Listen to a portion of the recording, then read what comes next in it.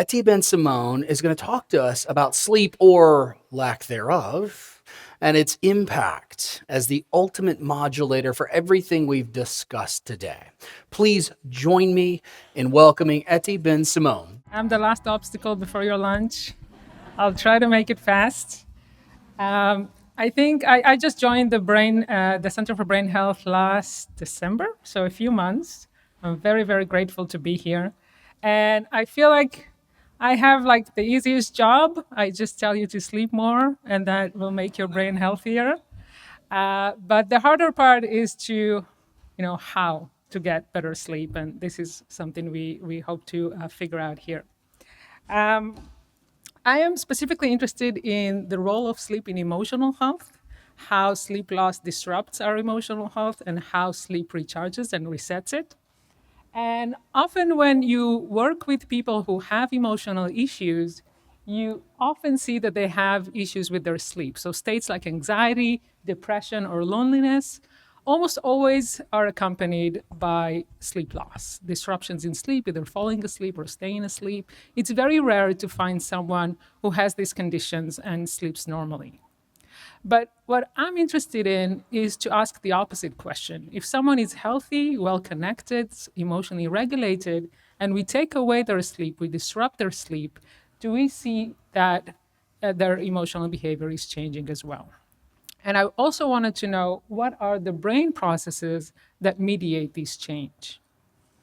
I want to show you a quick example of the type of studies I did before coming here when I was at Berkeley, looking at these questions, and then I can talk about what we're going to do here. So here we had participants, students. They're the only ones who would give up their sleep for money. So we pay them, they stay up for one night, and we measure their anxiety before and after. And this is their anxiety level after a night of sleep. And look what happens when we keep them awake for one night, a 30% increase in their anxiety levels. And in the questionnaire we used, by the way, that increase meant that 50% of them were considered clinically anxious after that one night. And when we looked at the brain, we were scanning them with functional MRI.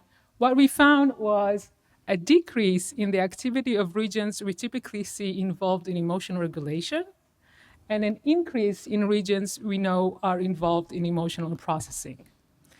And this neural profile is what we typically see in anxiety disorders. So the processing of emotion is increased, but the ability to regulate those emotions is decreased. So we think that sleep loss is actually targeting the same brain regions we typically use to regulate our emotions.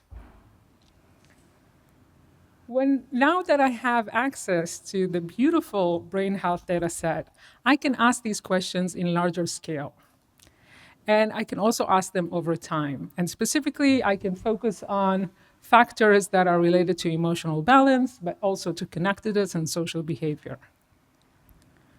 So I did the same analysis with anxiety, looking at over 12,000 individuals in the data set. What we have in terms of sleep is a survey that asks people about their sleep in the past month. And we can split participants into those that reported good sleep and poor sleep. I'll tell you in a second exactly what that looks like. But you can see anxiety levels are pretty low for the good sleepers and significantly higher, nearly double the amount for poor sleep. So this tells us that the association between sleep and anxiety, we don't really need to manipulate sleep to see it. We can just track sleep in the wild, the way people actually sleep, and we already see this association. What does it mean to have poor sleep? What we see in the data is that people report sleeping less, so overall shorter sleep duration. It takes them longer to fall asleep. They spend more time awake during the night, which is, by the way, one of the biggest issues to try and fix. So when you talk to young adults, it's mostly about trying to get them to sleep.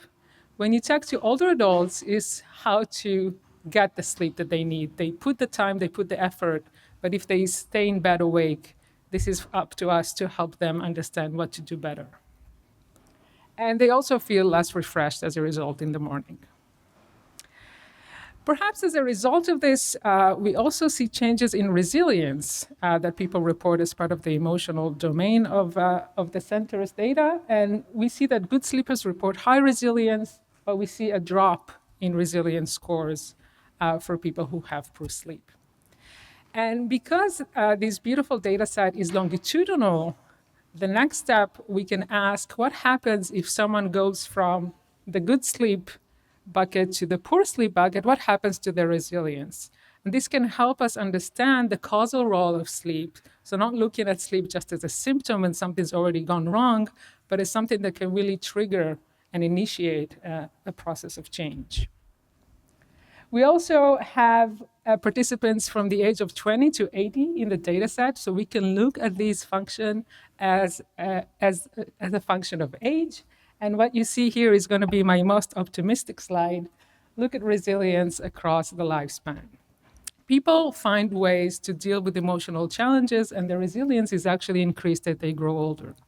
And we can learn from older adults which tools we can use to try and boost resilience.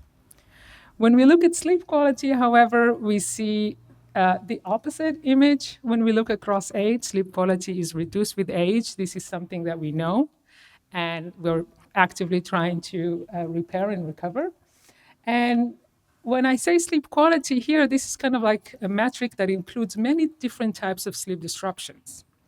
And I want to double click on one sleep disruption that I don't think gets enough attention, which is the ability to sleep when you get too hot. Has anyone experienced that? I have that often. So here you would see the number of people reporting this disruption across age. And what you overall see is that people tend to report this issue less as they age. But I can now split this figure into female and males. And now what you see is that the reduction is actually coming from males, but women have a dramatic peak in these sleep disruptions of temperature related. I call this the mountain of suffering because you can really see that there is an issue here. And it's around the menopause period, around 55 years of age. And when we track women over time, we can actually try to define a critical period when you start seeing these differences in sleep, and we can perhaps intervene early on to try and protect sleep quality. So overall, we're very excited.